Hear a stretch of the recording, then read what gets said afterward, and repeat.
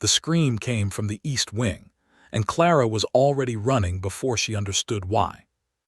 It was the middle of the night at Ashcombe Hall, and the halls were black except for the thin line of moonlight cutting through the tall windows.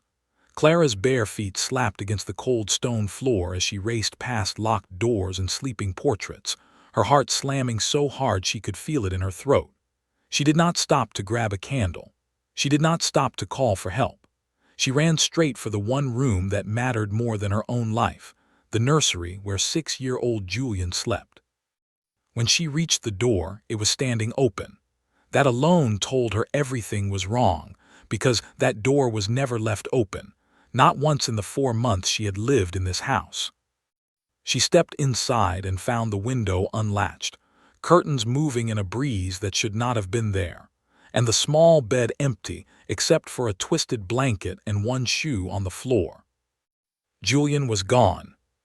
For a moment Clara could not breathe.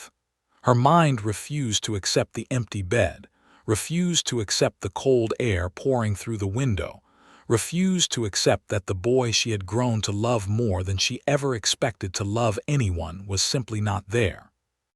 Then she heard it, a muffled cry coming from somewhere below the window, out in the dark garden. She did not think. She did not call for the Duke, though his chambers were only 2 doors away. She climbed onto the windowsill, gripped the ivy that clung to the stone wall, and lowered herself down into the night, her nightgown catching on thorns, her palms scraping raw against old brick.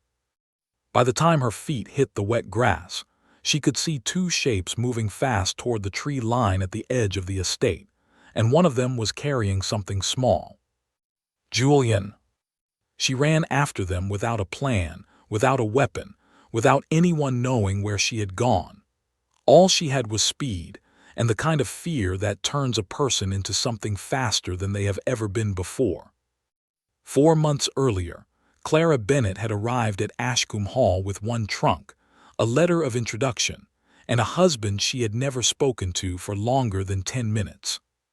The marriage had been arranged the way most marriages of consequence were arranged in that world, through paper and family need rather than affection. Edmund Ashcombe, Duke of Ashcombe, needed a wife who would bring stability to his household and legitimacy to his son's future. Clara's family needed the connection, and the security that came with it. Neither of them had asked what the other wanted. When her carriage pulled up the long gravel drive, Clara expected at least a greeting. Instead, she was met by the housekeeper, a stern but not unkind woman named Mrs. Whitfield, who informed her that the Duke was occupied with estate matters and would see her at dinner. He did not come to dinner. Clara ate alone in a dining room built for 20 people, the silence around her louder than any conversation could have been. She told herself it did not matter. She had not married for warmth. She had married for duty, like every woman in her position was expected to do, and she intended to carry out that duty with her head high. It was on her 3rd day at Ashcombe Hall that she met Julian properly, not as an introduction arranged by servants, but by accident. She had wandered into the stable in search of quiet, only to find a small boy sitting in the corner of an empty stall, knees pulled to his chest, tears streaking down a face that was trying very hard not to cry. Clara did not ask him what was wrong. She simply sat down in the hay beside him, careful not to touch him, and waited. After a long silence, Julian spoke. He said his father had told him that morning that caring too much about people was a mistake, because people could be taken away, and it was better not to feel much of anything at all. Clara felt something twist inside her chest, something that had nothing to do with duty or arrangement or contracts. She told Julian that she thought his father was wrong. She told him that caring about people, even when it was frightening, was the bravest thing a person could do. Julian looked at her like no one had ever said anything like that to him before. From that day forward, Julian found reasons to be near her. He would appear in the garden while she read. He would wait outside the music room while she practiced piano badly and laughed at her own mistakes. He began calling her nothing at all at first, too shy to choose a word, until one afternoon he simply said, almost by accident, that he wished she was his mother. Clara did not correct him. The Duke, for his part, remained distant. He was polite when their paths crossed, correct in every formal sense, but there was a wall around him that Clara could not find a way through, and after a while she stopped trying. She threw herself into running the household instead. She discovered, within weeks, that the estate ledgers did not add up properly, and after quiet investigation, found that the steward had been taking more than his fair share from the tenant accounts. She brought the evidence to the Duke directly, expecting to be dismissed as meddling. Instead, for the first time since her arrival, he looked at her with something other than polite indifference. He looked at her like he was seeing her for the first time. He dismissed the steward within the week and replaced him with a man named Dobbins, someone Clara herself recommended after speaking with several tenants. The Duke never thanked her directly, but she noticed, after that, he began attending dinner more often. He never spoke much, but he was there. It was a small thing, it was not nothing. What neither of them said out loud, not yet, was that something was shifting underneath the surface of their arranged and distant marriage, something neither of them had agreed to and neither of them knew how to stop. And somewhere beyond the walls of Ashcombe Hall, in a manor 2 counties away, a man named Gerald Prout was already making plans that would tear that fragile shift apart before it ever had the chance to become something whole. Back in the present, Clara's lungs burned as she chased the 2 shapes through the dark trees, mud sucking at her bare feet, branches tearing at her arms. She could hear Julian's small cries growing farther away, and she pushed herself harder, refusing to let the distance grow. She did not know yet who these men were, or why they wanted Julian, or what would happen if she caught them. The mud pulled at her feet with every stride, thick and cold, and somewhere close a dog was barking, a sound that felt very far away from the 2 shapes ahead of her, growing smaller as they neared the trees. Her arms burned where thorns had opened thin lines across the skin, though she barely registered the sting. Her whole body had narrowed itself down to a single purpose, the way a candle flame narrows itself down to a single point of light in a dark room, burning nothing but what was necessary to keep moving forward. She thought, briefly and without meaning to, of the first week she had spent at Ashcombe Hall, lying awake in an unfamiliar bed in an unfamiliar house, wondering if she had made a terrible mistake agreeing to a marriage built entirely on paper. She had not imagined in that lonely first week that within a matter of months she would be running barefoot through a dark garden, risking everything for a child who was not born to her, chasing men into the trees because the alternative, turning back, calling for help that might arrive too late, was simply not something she could allow herself to do. She only knew she could not let them disappear into the dark with the boy who had asked her, only a week earlier, if she would still be there when he woke up in the morning. She had told him yes. She intended to keep that promise, whatever it cost her. Ahead of her, the trees swallowed the 2 shapes whole, and Clara did not slow down. She followed them straight into the dark, past the point where the garden lantern's glow could reach her, past the point where turning back would have been the sensible choice, into land she barely knew, guided by nothing but sound and instinct, and the fierce, unshakable certainty that some promises were worth keeping even when keeping them made no sense at all. 2 counties away, in a manor with peeling paint and unpaid debts hidden behind a grand front door, Gerald Prout sat across from his cousin Victor Lowell, and spread a map of Ashcombe land across the table between them. Gerald had spent years watching the Ashcombe title from a distance, waiting for a crack he could slip through. When Edmund's first wife had died without giving him an heir who lived past infancy, Gerald had allowed himself to hope. That hope had died the moment word came that Edmund had remarried, and that the new Duchess had a healthy stepson already growing close to the household, and the title that would one day belong to him. If Julian grew to manhood as the accepted and beloved heir of Ashcombe, Gerald would inherit nothing but debt and a title with no land attached to it. If Julian disappeared, quietly, permanently, before anyone questioned his legitimacy too closely, the title and everything with it would eventually fall to Gerald himself. Victor, younger and hungrier than his cousin, had fewer objections to how that disappearance might be arranged. They began carefully. A groundskeeper at Ashcombe, a man deep in gambling debts, was paid a quiet sum to leave the eastern gate unlocked on certain nights. A carriage began appearing on the road outside the estate, always at dusk, always gone by morning. No one at Ashcombe Hall noticed except for one person. Clara noticed everything now. It had become a habit she could not break, born from months of watching over a boy who had become, without her ever choosing it, the center of her world. She noticed the carriage first on a Tuesday evening, sitting just beyond the tree line, unmoving for nearly an hour before it rolled away into the dusk. She noticed it again on Thursday. She began asking questions among the staff, quiet questions that raised no alarm but gathered small pieces of information, until those pieces started forming a shape she did not like. She brought her concerns to Edmund on a rainy afternoon in his study, laying out what she had seen and heard with the same clear, direct manner she had used when she uncovered the steward's dishonesty months before. This time, he did not look at her the way he had before. He told her, in a voice that carried more irritation than concern, that she was allowing her imagination to run further than the facts supported. He reminded her that Gerald Prout had made noise about the succession before, and had never acted on it beyond letters and legal threats that came to nothing. He told her, not unkindly but firmly, that she was new to the family, new to the estate, and perhaps prone to seeing danger in ordinary shadows.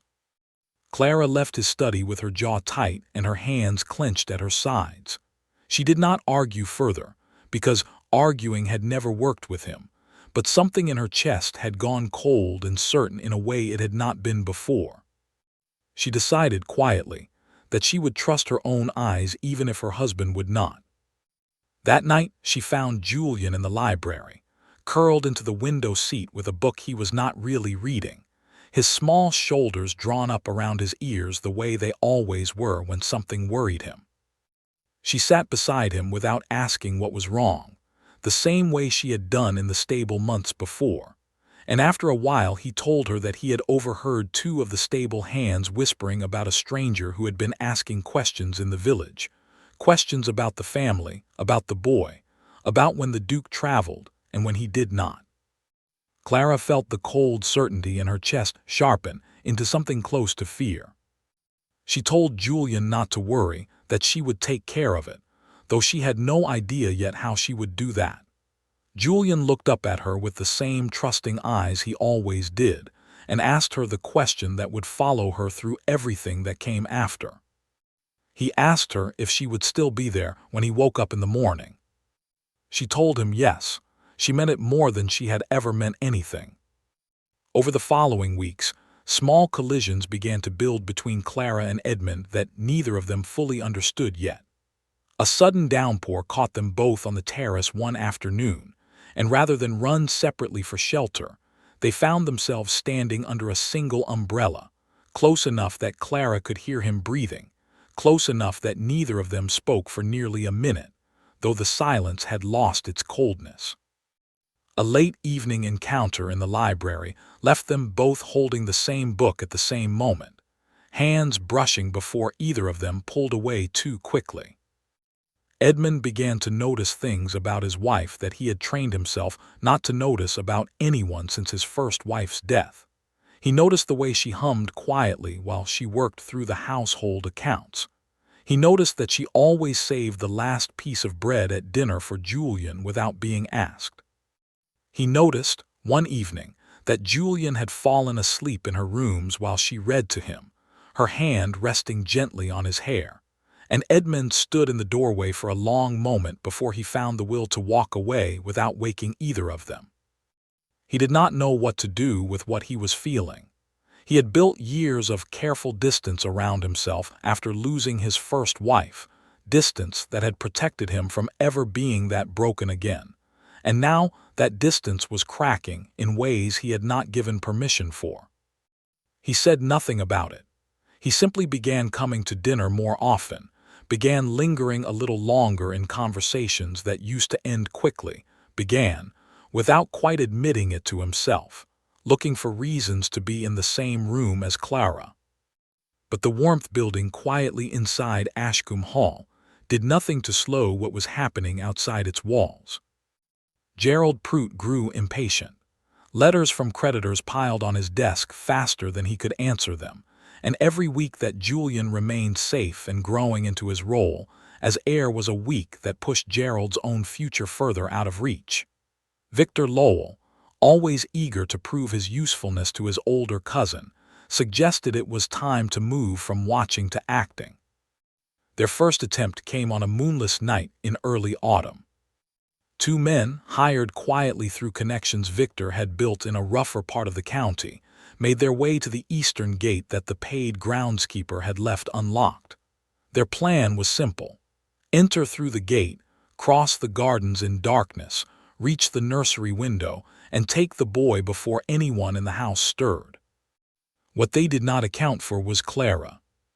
She had taken to walking the grounds late at night ever since her conversation with Julian in the library, unable to sleep with the weight of what she suspected pressing on her chest.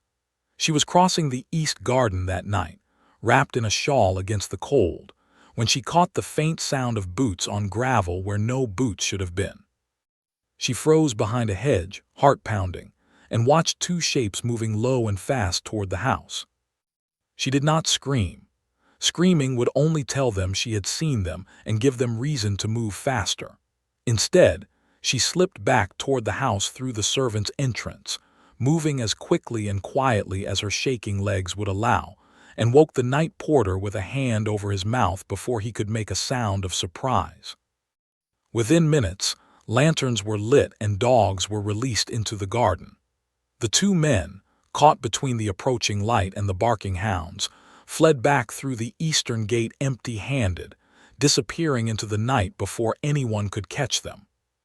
Edmund arrived at the garden in his nightclothes, breathless, to find Clara standing near the hedge, pale but steady, describing exactly what she had seen with the same clear precision she used for everything. For the first time, he did not question her judgment. He looked at the trampled grass, the gate standing open when it should have been locked, and understood all at once that his wife had likely just saved his son's life while he had dismissed her warnings only weeks before. He said her name that night in a voice she had never heard from him, quiet and unsteady, and for a moment it seemed as though the wall around him might finally come down completely. But the danger had not ended, it had only been delayed. In the days after the failed raid, Clara found herself unable to fully rest, no matter how many extra men now walked the grounds at night. She began keeping a small lamp lit in her room until dawn, telling herself it was simply a habit, though everyone in the house who noticed understood exactly why. Julian, too, felt the shift, though he did not fully understand its cause. He began asking Clara more often to sit with him until he fell asleep, and she never once refused, even on nights when her own eyes ached with exhaustion.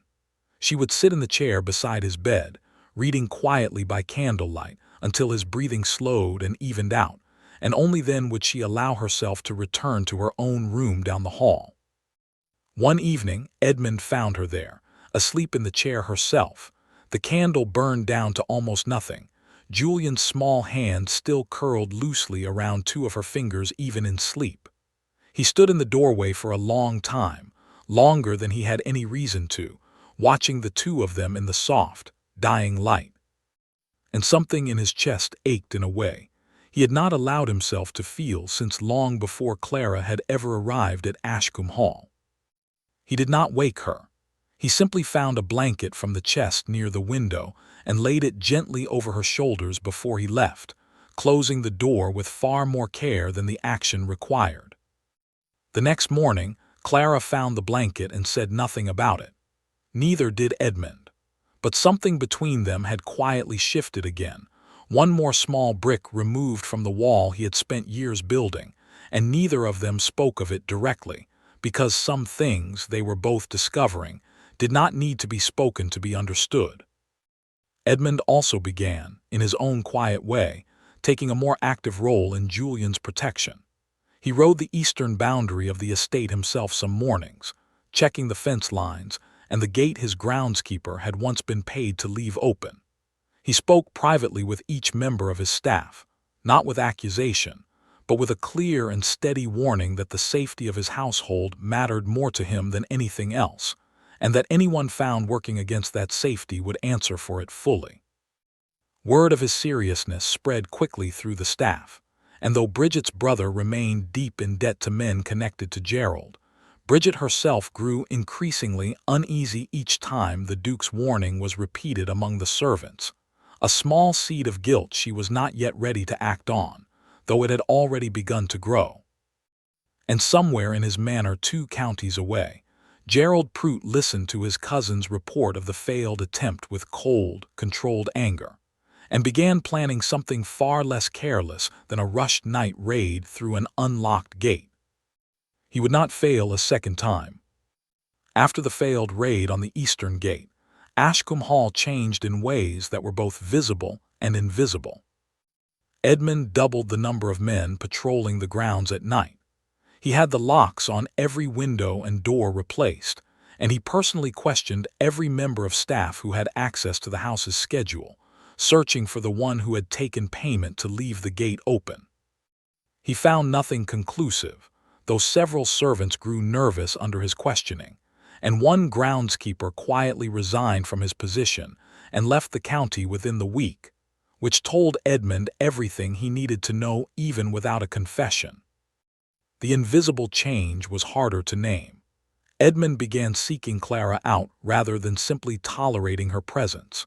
He asked her opinion on matters he once would have decided alone. He found himself watching for the sound of her laugh in the hallways, and when he heard it, something in his chest loosened in a way he had spent years training himself not to feel. Clara noticed the shift too, though she was careful not to let herself hope too much. She had entered this marriage expecting nothing beyond duty, and she had learned, through hard experience in her own family, that hope could be a dangerous thing to hold onto too tightly.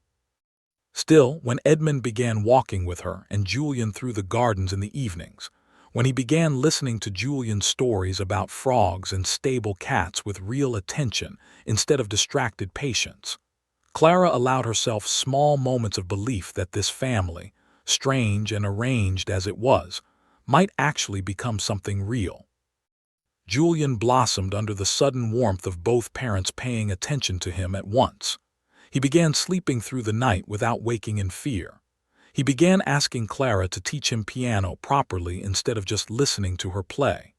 He began, in small ways that broke and mended Clara's heart at the same time, calling her mother without hesitation or apology. But beneath the surface of this growing peace, danger was still moving, patient and unseen. Gerald Prout had learned from the failure of the first attempt. A rushed night raid through an unlocked gate had been the mistake of an impatient man, and Gerald prided himself on being anything but impatient when the stakes mattered enough. He called off Victor's rougher hired men, and instead turned his attention toward something far more dangerous than force. He turned his attention toward information. Gerald began quietly reaching out to distant relatives and old family friends who had known Edmund's first wife, gathering details about her death that had never been fully explained to the wider family. He learned that she had died suddenly, officially of a fever, though the timing had always struck some in the family as strange. Coming only weeks after she had discovered, she was unable to bear another child following complications with an earlier pregnancy. Gerald saw an opportunity in that old, half-buried grief. If he could not remove Julian by force, perhaps he could remove him by law instead, by raising just enough doubt about the boy's legitimacy and the circumstances surrounding Edmund's first marriage to drag the matter before the courts. Court battles took time, and time worked entirely in Gerald's favor. since every month the case remained unresolved was a month Julian's claim to the title remained in question, and a month closer to Gerald finding some other, quieter solution if the legal path failed. He began drafting letters to solicitors in London, careful and deliberate, laying the groundwork for a challenge that would take months to fully unfold. Victor grew frustrated with the slowness of this new approach, arguing that a court case gave the family at Ashcombe far too much time to prepare their defenses.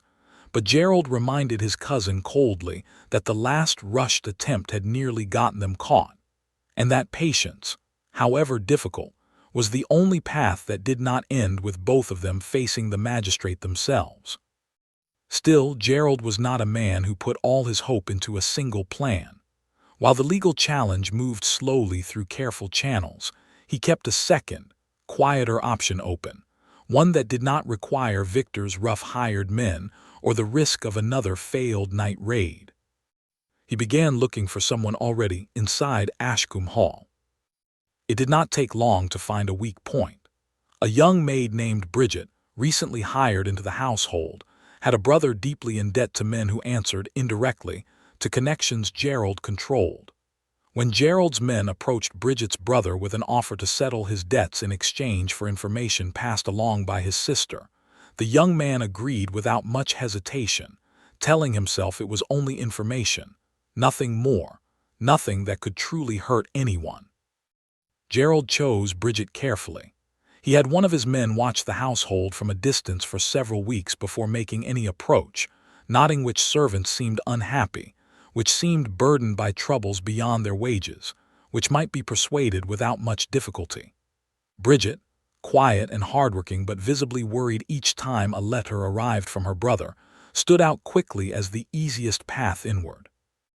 The approach itself was handled with care, not by Gerald himself, who never wished to be seen anywhere near the arrangement, but by a man Bridget did not know, who found her in the village on her half-day away from the estate and spoke to her gently, sympathetically, about her brother's troubles, before mentioning, almost as an afterthought, that those troubles could disappear entirely in exchange for small favors that would harm no one. Bridget began sending small reports back through her brother, the Duke's travel schedule, which nights the extra patrols were lightest, which window in the nursery had a latch that did not always catch properly no matter how many times it was repaired. She told herself the same lie her brother had told himself, that she was simply passing along small, harmless details, not truly betraying the family that had given her steady work and a warm place to sleep. Clara, still cautious after the first attack, continued her habit of watching the household closely. She noticed, over several weeks, that Bridget seemed unusually interested in Julian's routine, always finding reasons to be near the nursery at times that did not match her actual duties. Clara said nothing at first, unwilling to accuse someone without real proof, but she began quietly keeping track of the pattern, the same way she had once tracked the missing funds in the estate ledgers. She brought her suspicions to Edmund carefully this time, choosing her words with more patience than she had used before, laying out the pattern of behavior rather than simply voicing a feeling. This time, Edmund listened without dismissing her. The failed raid had taught him not to make that mistake twice. Together, they arranged a quiet test. Edmund allowed word to circulate among the staff, deliberately and falsely, that he would be traveling to London the following week, leaving the estate with reduced protection for 2 nights while he attended to business. In truth, he had no intention of leaving at all. He wanted to see who reacted to that information and how. Bridget passed the false information to her brother within a day. Her brother passed it along to Gerald's men within another. And Gerald, believing the estate would be lightly guarded and the Duke away entirely, decided this was the opportunity he had been waiting for. Rather than risk another rushed attempt with hired strangers, he decided this time he would oversee the plan himself, working closely with Victor to ensure nothing was left to chance. What Gerald did not know was that Edmund had never left, that the patrols had not actually been reduced at all, and that Clara had spent every night since discovering Bridget's behavior sleeping lightly, fully dressed, listening for any sound out of place. The trap should have worked perfectly. It nearly did. On the night Gerald's men moved toward the estate, believing it undefended, they found instead a household fully alert and waiting. Edmund's men caught two of the hired intruders before they reached the garden wall at all, and for a moment it seemed the entire threat might finally be over in one decisive night. But Gerald, watching from a distance with Victor at his side, saw his men caught and understood immediately what had happened. Rather than retreat entirely, in a moment of cold, desperate calculation, he made a choice that would change everything. He sent Victor, alone, around the far side of the estate, away from where the main confusion of the capture was drawing every guard's attention, toward the one weak point Bridget had confirmed months before, the nursery window whose latch never quite caught properly no matter how many times it was repaired. While Edmund and his men were occupied capturing the two intruders near the garden wall, celebrating too early what felt like a clean victory, Victor Lowell was already climbing toward Julian's window on the opposite side of the house, moving quickly and quietly through shadows that no one was watching anymore. Clara was the only one who had not gone to the garden wall with the others. She had stayed near the house instead, some instinct she could not fully explain keeping her close to the nursery, rather than drawn toward the excitement and noise on the far side of the grounds.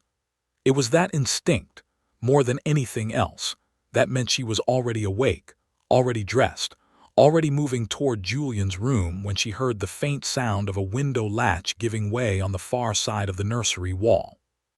In the hours before that night, the household had gone about its business as though nothing unusual was happening, exactly as Edmund and Clara had planned. Staff spoke openly, as instructed, about the Duke's supposed journey to London, and by the time evening fell, the false story had traveled exactly where they hoped it would, carried out through the servants' hall, out through Bridget's careful, guilty whispers, out into the county and toward the man waiting to hear it. Clara had spent that final afternoon with Julian in the nursery, reading to him from a book of old stories, though her mind kept drifting toward the night ahead. She had not told him anything about the danger circling the house, unwilling to frighten him with fears that might come to nothing, but Julian, sharper than most children his age, seemed to sense something in the air regardless. He asked her, halfway through a story about a knight guarding a castle gate, whether she would stay close that night. She told him she would not be far. She did not tell him how close she truly intended to remain. As darkness settled over the estate, Edmund gathered his men quietly in the stable, away from the windows where any watching eyes might see them preparing. He reminded them, in a low and steady voice, that patience mattered more than speed, that they were to let any intruders believe the trap had worked exactly as planned before closing in around them. Clara was not present for that gathering. She had her own plan, one she had not fully shared even with Edmund, though he suspected, from the careful way she avoided his questions about where she intended to be that night, that she did not plan to stay safely tucked away in her own room while danger moved closer to Julian. She positioned herself in the hallway outside the nursery instead, wrapped in a dark shawl that blended into the shadows, close enough to hear any sound from within Julian's room, far enough to remain unnoticed by anyone passing through the corridor. The first hours of the night passed slowly, filled with nothing but the ordinary creaks and settling sounds of an old house at rest. Clara fought against the pull of exhaustion, pressing her back against the cool stone wall, straining to hear anything beyond the usual quiet. It was well past midnight when the first commotion reached her, faint shouts, and the distant bark of dogs carrying from the direction of the garden wall, exactly where Edmund and his men had been waiting. For one relieved, foolish moment, Clara allowed herself to believe the danger had been fully contained, that the two intruders caught near the wall were the whole of the threat they had been preparing for. That relief lasted only until she heard the faint, deliberate creak of a window latch giving way, coming not from the direction of the noise and excitement drawing every guard's attention, but from the far side of the house, from the one window whose latch had never quite caught properly, no matter how many times it was repaired. Her blood went cold with a speed that left no room for hesitation. She reached the door just as it swung fully open. She was too late to stop what came next, but she was not too late to follow it. Clara ran through the dark garden with her lungs burning and her bare feet tearing against gravel and root, following the sound of Julian's muffled cries as Victor carried him toward the tree line at the edge of the estate. She did not call out. Calling out would only make Victor move faster, and speed was the only thing standing between Julian and whatever waited for him beyond those trees. She kept low, kept quiet, and kept running, driven by something far stronger than fear. Victor was strong, but he was also careless, confident that no one had seen him slip away from the confusion at the garden wall. He did not check behind him as he crossed into the tree line, did not notice the shadow closing the distance between them, until Clara was close enough to hear Julian's small voice crying out for her by name. That sound gave her a final burst of speed she did not know she had left in her body. She caught Victor just past the first line of trees, throwing herself forward and grabbing hold of his coat with both hands, pulling with everything she had left. Victor stumbled, thrown off balance by the sudden weight, and Julian slipped from his grip, tumbling into the wet grass and undergrowth. Clara did not think about herself in that moment. She thought only of the boy scrambling backward into the darkness, and she placed herself directly between Julian and Victor Lowell, arms spread, refusing to move. Victor recovered his balance and stared at her with the cold, calculating anger of a man whose careful plan had just come apart in front of him. He told her, in a low voice meant only for her ears, that she should step aside, that this did not need to become something worse than it already was. Clara told him just as quietly that he would have to go through her because she was not moving. Behind her, she could hear Julian's breathing, ragged and terrified, and she spoke to him without turning around, telling him to run back toward the house, toward the lights and the voices he could surely hear in the distance, and not to stop no matter what he heard behind him. Julian hesitated only a moment before obeying, scrambling to his feet and running back the way they had come, small legs carrying him as fast as they could through the dark garden toward the safety of the house. Victor lunged forward the instant the boy was gone, no longer needing to be quiet, no longer needing to be careful. Clara turned and ran deeper into the trees instead of back toward the house, deliberately, drawing him away from the path Julian had taken, leading danger into the woods rather than letting it follow the boy home. It was the only plan she had. It was not much of one, it was enough. She ran through the trees with branches tearing at her arms and face, her nightgown catching and ripping on thorns, her breath coming in short, painful bursts. She could hear Victor behind her, closer than she wanted, his footsteps heavy and determined in a way hers could no longer match after everything the night had already asked of her body. She reached a narrow stream that cut through the edge of the estate's land, and did not hesitate before crossing it, the cold water shocking against her already numb feet. Hopping the sound of the water and the uneven footing might slow her pursuer even slightly. It slowed him only a little, not enough. She kept running, deeper into land she did not know well, away from every path and landmark she recognized, driven only by the need to put distance between herself and the house, between herself and Julian, for as long as her body would allow. Back at Ashcombe Hall, Julian burst through the servants' entrance sobbing and breathless, startling the staff still gathered near the front of the house discussing the two captured intruders. Within moments, Edmund had the boy in his arms, checking him for injury with shaking hands, listening in growing horror as Julian gasped out, between sobs, that Clara had saved him, that Clara had told him to run, that Clara had gone the other way into the trees. Edmund's blood went cold, in a way It had not since the night his first wife died. He organized a search immediately, calling every available man, lighting every lantern the household owned, sending riders out in every direction from the estate. He led the search himself, refusing to stay behind despite his men's protests, driven by a fear more consuming than anything he had allowed himself to feel in years. They searched through the remaining hours of darkness and into the gray light of early morning. They found the two captured intruders still held near the garden wall, questioned roughly and quickly for any information about where Victor might have taken his prisoner. But the men, hired only for the failed raid on the wall, knew nothing about Victor's private plan or where it might have led him. At dawn, they found the stream, and on the far bank, caught on a low branch, a torn piece of pale fabric that Edmund recognized instantly as belonging to Clara's nightgown. Beyond that point, the trail vanished entirely.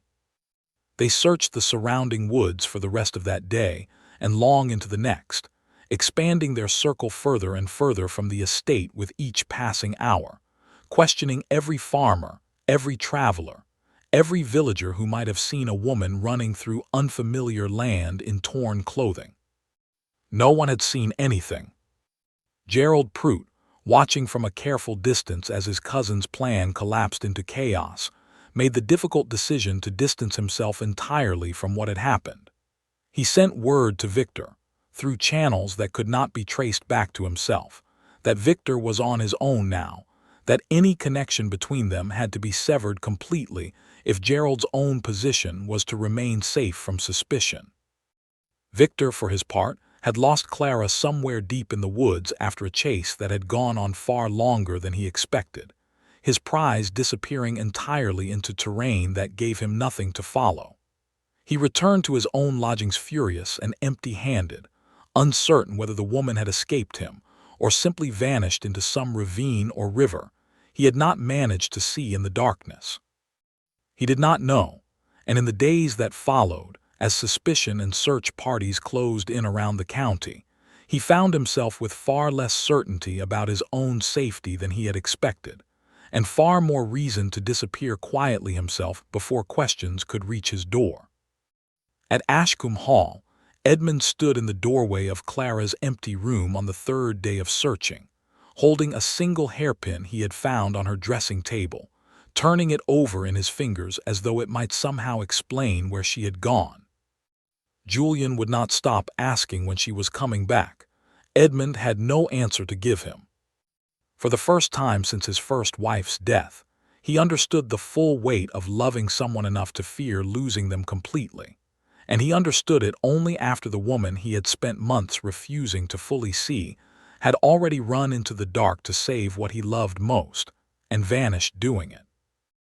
Mrs. Whitfield, the housekeeper who had greeted Clara on her very first day at Ashcombe Hall with polite formality and little warmth, found herself, 4 months later, sitting up through the night with the other staff, praying quietly for a woman she had grown to respect far more than she had expected to. She organized the servants into shifts, keeping lanterns lit along every path leading away from the house, keeping hot food and blankets ready should the search parties return with any news at all. Julian refused to sleep in his own bed during those long days of searching, insisting instead on staying near his father, curling up on a chair in the study, while Edmund pored over maps of the county, marking off areas already searched, planning the next stretch of ground to cover with the same grim determination he had once reserved only for matters of the estate. On the second day, one of the search parties returned with a farmer who claimed to have seen a woman matching Clara's description stumbling along a distant tree line the previous morning, moving unsteadily, favoring one leg. The lead sent a fresh surge of hope through the household, and Edmund rode out immediately with a small group toward the area the farmer described, only to find nothing but empty fields and an old abandoned mill that showed no sign anyone had passed through recently. The disappointment of that failed lead settled heavily over the house that evening, though Edmund refused to let it show in front of Julian, forcing steadiness into his voice each time the boy asked whether they were close to finding her. Word of the search spread through the surrounding villages faster than Edmund had anticipated, and soon strangers from beyond his own tenant lands began arriving at Ashcombe Hall, offering what small pieces of information they had, most of it useless, some of it deliberately false from those hopping for a reward, though Edmund insisted every single lead be followed regardless of how unlikely it seemed, unwilling to let even the smallest possibility go unchecked. By the third day, exhaustion had begun to show plainly on every face in the household, yet Edmund would not allow the search to slow. He rode out again at first light, retracing ground already covered, widening the circle further still, refusing every suggestion from his exhausted men that perhaps it was time to consider resting before continuing. Clara did not remember falling, only the sudden drop of the ground beneath her feet as she stumbled down a steep bank hidden by darkness and undergrowth, tumbling hard against rock and root until the world went sideways and then went still. She woke to gray morning light filtering through unfamiliar trees, her body screaming with pain from a dozen places at once, her ankle swollen and useless beneath her when she tried to stand. She had no memory of how long she had lain there, only that Victor's footsteps were gone, that the woods around her were silent except for birdsong, and that she was alone, injured, and completely lost on land she had never walked before. She forced herself to move anyway, dragging herself along the forest floor by her arms when her ankle would not bear weight, driven by the same certainty that had carried her out of the nursery window the night before. Julian was safe. She had seen him run. Whatever happened to her now, she had kept that promise, and that thought alone kept her moving through pain that would have stopped her on any ordinary day. She crawled and stumbled through the woods for what felt like hours, though she had no way to measure the time passing around her, until she finally reached the edge of a small clearing where a modest cottage stood with smoke rising thin and gray from its chimney. An elderly woman named Agnes Wren found her collapsed at the edge of her garden, torn and bruised and barely conscious, and did not hesitate before pulling her inside and setting to work cleaning her wounds with the practical calm of someone who had tended injuries long before doctors could be summoned from town. Agnes lived alone at the far edge of the county, well beyond the reach of Ashcombe's search parties, a widow who kept mostly to herself and rarely traveled into the village unless necessity demanded it. She had no way of knowing who the injured woman in her home was, and for the first several days, Clara herself was too fevered and disoriented from her injuries to explain clearly. When the fever finally broke on the fourth day, Clara tried to rise from the bed immediately, desperate to send word to Ashcombe Hall, desperate to let them know Julian's mother, if that was truly what she had become in her own heart, was alive and searching for a way home. Agnes gently but firmly kept her still, reminding her that her ankle would not carry her anywhere yet, and that a fever like the one she had just survived could return without warning if pushed too hard too soon. Clara asked Agnes to send word instead, but Agnes had no means of traveling quickly herself, no horse beyond an old, tired mare, and no clear understanding of how far Ashcombe Hall actually was from her small, isolated cottage. It would take days for any message to reach the estate through the only means available to them. Those days felt endless to Clara, lying in an unfamiliar bed, worrying about Julian, worrying about what Edmund must be thinking, worrying that every hour that passed made her disappearance seem more permanent to the people she loved.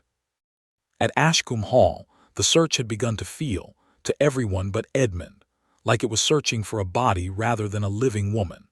The stream had given up no further clues after the torn fabric found on its bank. Villages further out reported no sightings of any injured stranger passing through. Edmund's men, exhausted after days of fruitless searching, began quietly suggesting that perhaps it was time to consider that Clara had not survived the night in the woods at all. Edmund refused to accept that conclusion, though he could offer no evidence to counter it beyond his own stubborn refusal to give up. He turned his attention instead toward finding Victor Lowell, reasoning that if anyone knew what had truly happened to Clara that night, it would be the man who had chased her into the trees. He sent word quietly to contacts in London, asking after Victor's movements, after any sign of the man suddenly spending money he should not have, after any hint of where he might be hiding. It did not take long for the trail to lead back toward Gerald Prout.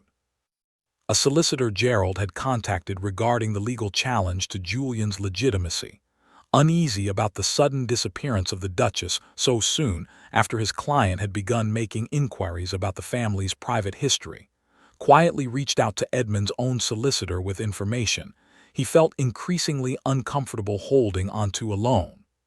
The timeline, once laid out clearly, painted a picture that left little room for innocent explanation. Armed with this information, along with testimony finally extracted from the two intruders still held from the failed raid on the garden wall, men eager to trade information for leniency once they understood how serious the charges against them had become, Edmund had enough to bring the full weight of the law down on both his cousins at once. Victor was found within the week, attempting to book passage on a ship bound for the continent under a false name, his nerve finally broken by weeks of uncertainty about whether Clara had survived to identify him.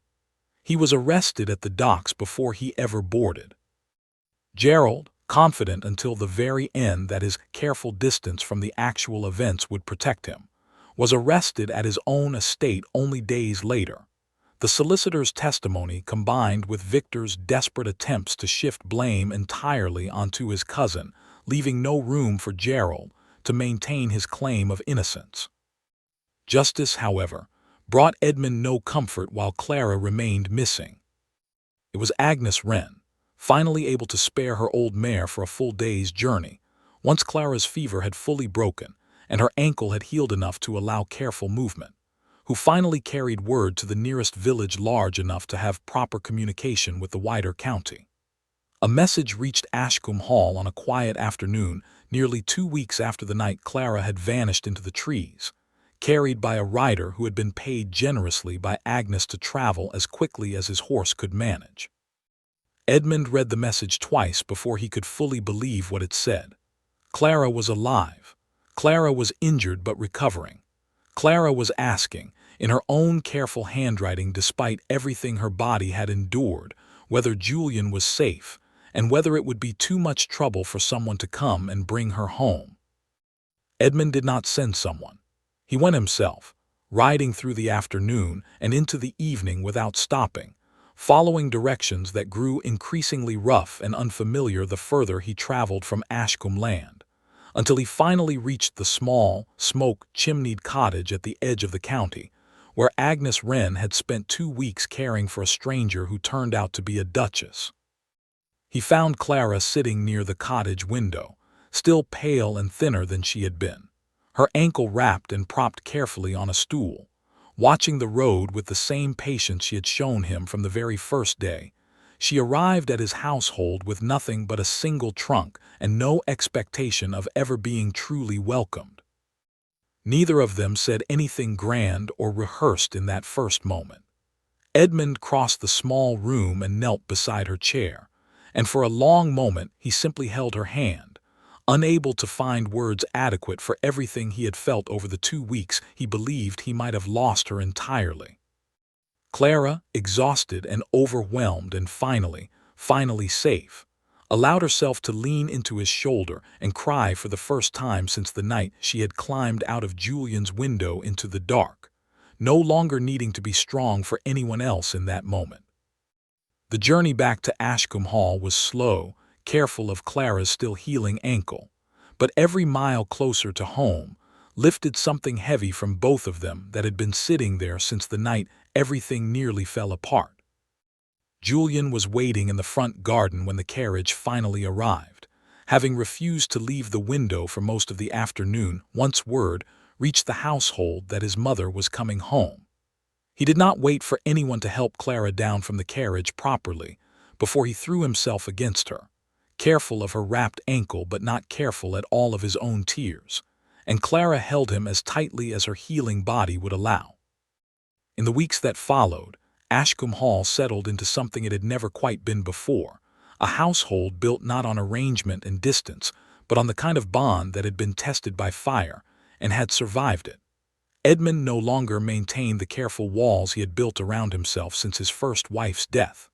Clara no longer carried herself like a woman fulfilling only duty. Julian no longer asked each morning whether the people he loved would still be there when he woke. He already knew the answer. Gerald Prout and Victor Lowell faced the full consequences the law demanded for their actions, their family name disgraced beyond any hope of the inheritance either of them had once schemed to claim.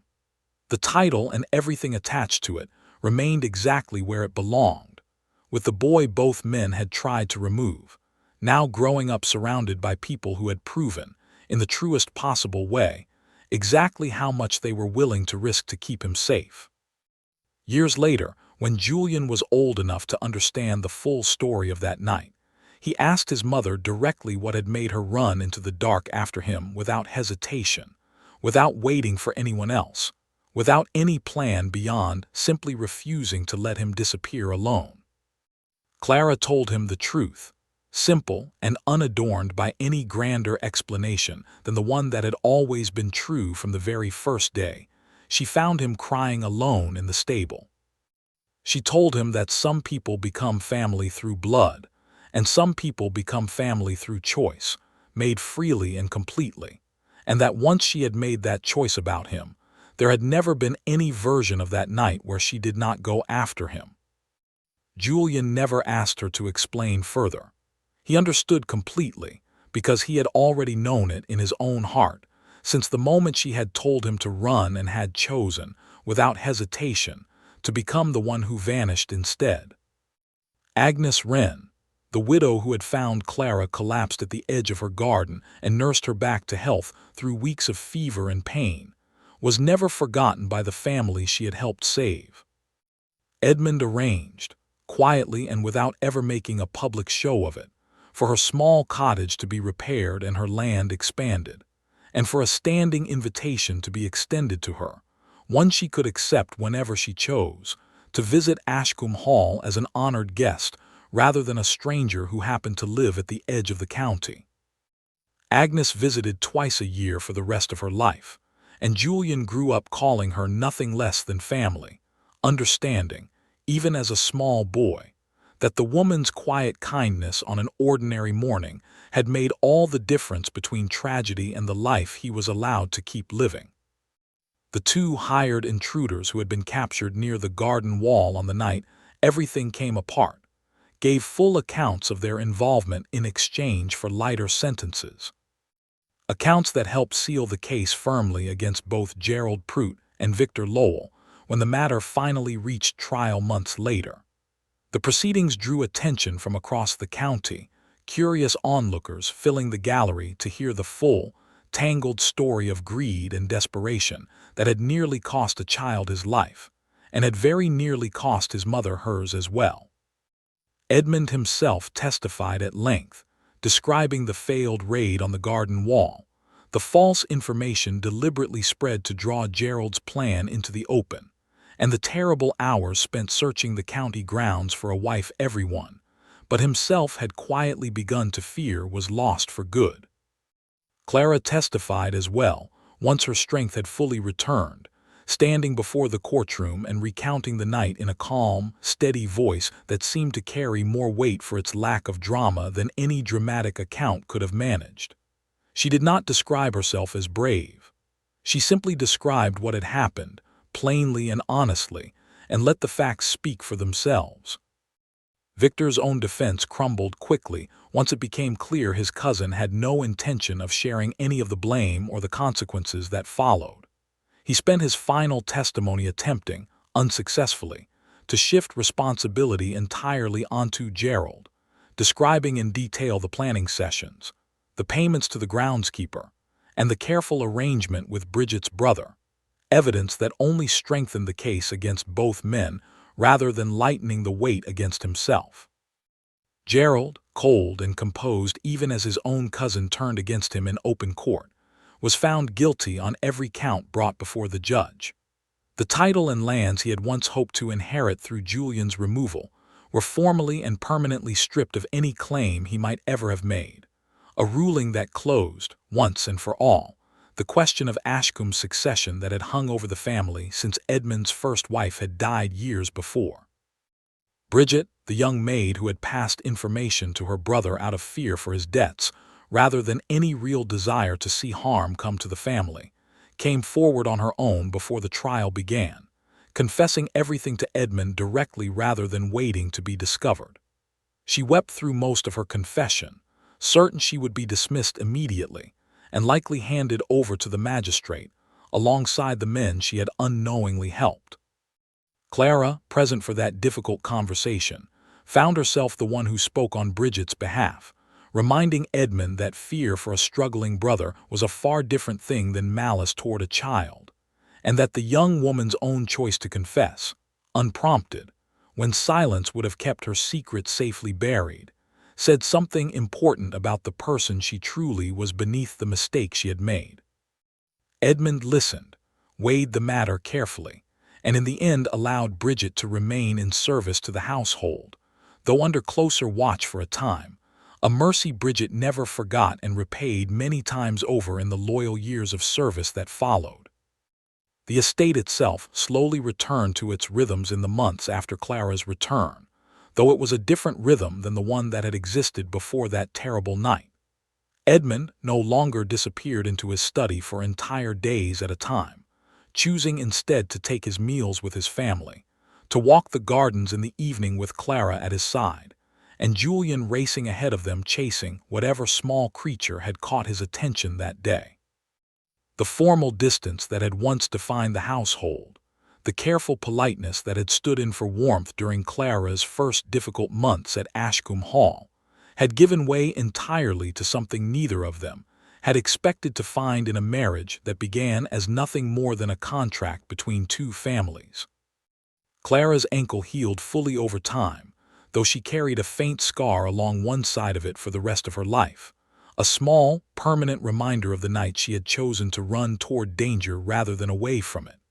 She never complained about the mark, and on the rare occasion someone asked about it, she answered simply and without drama that it was the price of keeping a promise, and that she had never once regretted paying it. Edmund, for his part, changed in ways that went far beyond his growing warmth toward his family. He became known throughout the county as a more approachable landlord, more willing to hear his tenants' concerns directly rather than through layers of stewards and clerks, having learned, through everything that had happened, how easily quiet corruption could take root when no one was paying close enough attention.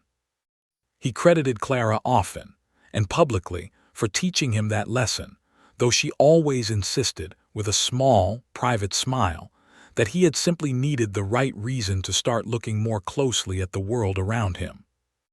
As the years passed, 2 more children joined the family at Ashcombe Hall, a daughter first, and then a second son, both of them growing up in a household filled with a warmth that stood in sharp contrast to the cold formality that had greeted Clara on her very first day there.